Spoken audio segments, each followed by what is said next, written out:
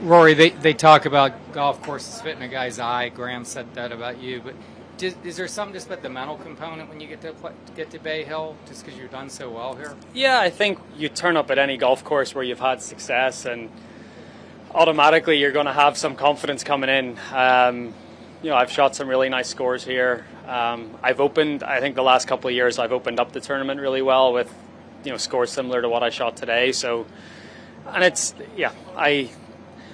I feel there's a nice flow to this golf course where you can really build a score. You have par fives one every few holes, and you've got a couple of scoreable par fours, and as long as you don't do anything stupid and you keep it in play, I feel like you can sort of methodically build a score on this golf course, and that's what I tried to do today. I played the par fives particularly well, and that was the bulk of the score. But I've sort of said this all along. I don't feel like you need to do anything like you can play within yourself here and still shoot a good score. I feel if you're just disciplined and pick off the birdies where you're supposed to. Hi, Rory. Can you talk more about your stellar play on the par fives? Yeah. I hit a couple of really good long irons into a couple of them. I hit a 4-iron into 12 and a 4-iron into 6. They were probably two of the best long irons I've hit in a while. So when I start hitting long irons like that, I know that my swing's in a pretty good place, and seeing shots like that certainly gives me some confidence. And do you prepare differently as the course conditions get tougher? Yeah, I was actually pretty surprised at how firm the greens were already. From the Pro-Am yesterday, we played at a similar time to today. The golf course is firmed up already, and I think with this weather and the warmer weather that's coming over the weekend, it's just going to get more and more firm as the week goes on, and then that places a premium so much more on just getting the ball in play and fairways and greens, and just being really disciplined with your game. You talked about 6 yesterday, specifically the tee shot and having choices. When you hit a shot like you did there today, does it embolden you to be maybe more aggressive the rest of the weekend? That was as far left as it needed to be. I was trying to hit it into that fat part of the green, like that front third, and I did. The wind maybe took it a little further left than I wanted to, but I hit it well enough. I knew it was always going to cover. But no, that hole, you're trying to get your tee shot away, and then if you do, you're just trying to, from there, just get the ball down in 3 and make a birdie and move on. Rory, I'm sorry. Rory, Adam was just over here talking about how nice it is to play with you. He likes watching your swing. He thinks it maybe rubs off, and just sort of wondering, isn't it sort of the same about him? Oh yeah, anytime I play with Adam, it's a good pairing. We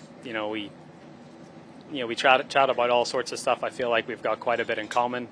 But yeah, anyone could watch Adam Scott swing the club all day long. So it's he's got a nice rhythm, and yeah, it's nice if he feeds off me. I certainly think I feed off him a little bit too. Do you like having no runoffs or fewer runoffs around these greens, or why not? I prefer the runoffs. I think it separates the good chippers from the bad chippers. I feel like when you miss a green, when the rough is like this, it's half skill, half guesswork, luck. There's a little bit more that goes in. I think whenever you miss greens and there's runoffs and it gives you options, I think that's where the guys with the better short games separate themselves. So that's why I like runoffs. I like that style. So yeah, I don't particularly understand why they did that this year, but it presents a different challenge, and you just have to adapt to that. Do you think most tour players like the thick rough though? Because as long as they know the kind of 4 types of lies, they're kind of. It certainly makes it a little simpler if you don't feel like you've got a great short game.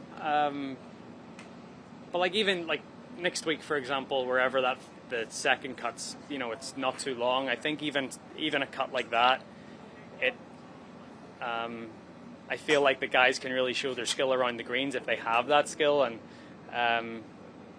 that's why. And it's fun to see. I think that's the other thing it's fun to see different shots, and you can play it certain ways. And obviously a setup like this week, that takes it takes that out of the equation. You basically you miss a green and you've pretty much got just blast it out and try and hold a putt. Rory, you've won early in the year versus not winning early in the year. Does it mean anything? Does that matter, do you think, now? It's nice to win. Regardless of when it comes in the season, it's nice to win, or in the year, or it's certainly, this is my fourth start of the calendar year, and I've had one really good chance to win and probably one other half chance, and I feel like I'm playing well enough to have chances to win golf tournaments, but all you can ask of yourself is to keep putting yourself in those positions on Sundays, and then you sort of see where your game really is. So hopefully this is another week I put myself in a position where I can really see where my game is when the pressure's on. I've rarely seen you look as kind of sore as you did in Dubai on that Sunday. That seemed to sting you. Yeah, standing on the after birdieing 13, standing on the 14th tee with a 1 or 2 shot lead with 5 holes to go, and I did all the in Dubai, I did all the hard stuff right. I made par on 14, par on 15, par on 16. And then you've got 2 gettable holes in 17, 18, and those are the holes where I made the mistake. So I did the hard part, and then, whenever the opportunity came to sort of shut the door and win the tournament, I didn't do that. I think that was what was most frustrating about that. Rory, I think I heard you say that you had a turning point in your putting in one of the earlier interviews. When was that, and what did you find? Yeah, putting is... with putting, I feel half the battle is already done before you hit the ball. Reading the green, getting your setup right, aiming the putter. And I think I just got a little bit lax on that side of things. I've actually really enjoyed not having a green book. I feel like it's got me more into the putts. I feel like I'm not consulting a green book as much.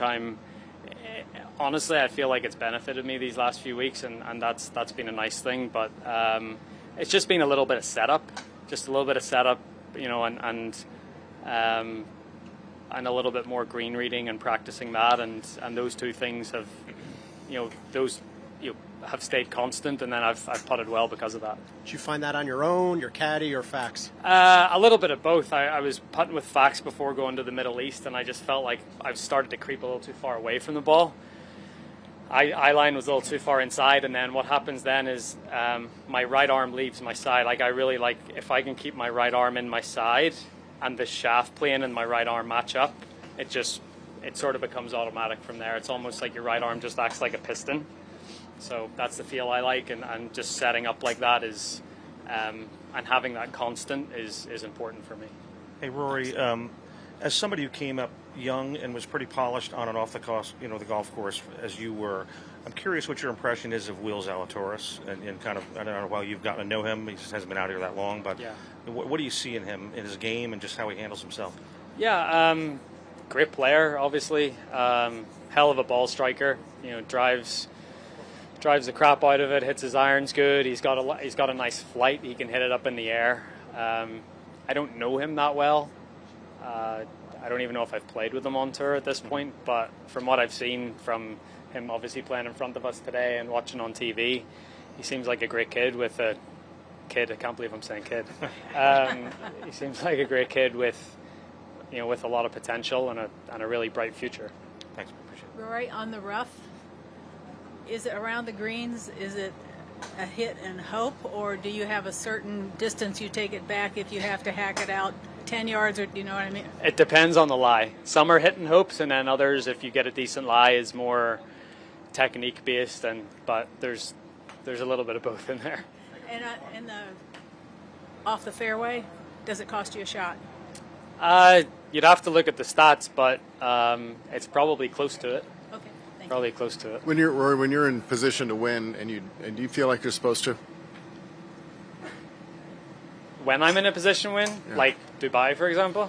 Anything. Yeah, I think with the experience that I have and the tournaments that I have closed out in my career, if you're 2 ahead with 5 to play, I think you should win that, yeah. Generally in position on Sunday, I guess your attitude if you don't, do you ever, when on your reflection time, is it always something that you blame yourself, or is it ever something where you acknowledge someone's doing something different? Sometimes someone just plays better than you, and you've done all that you can.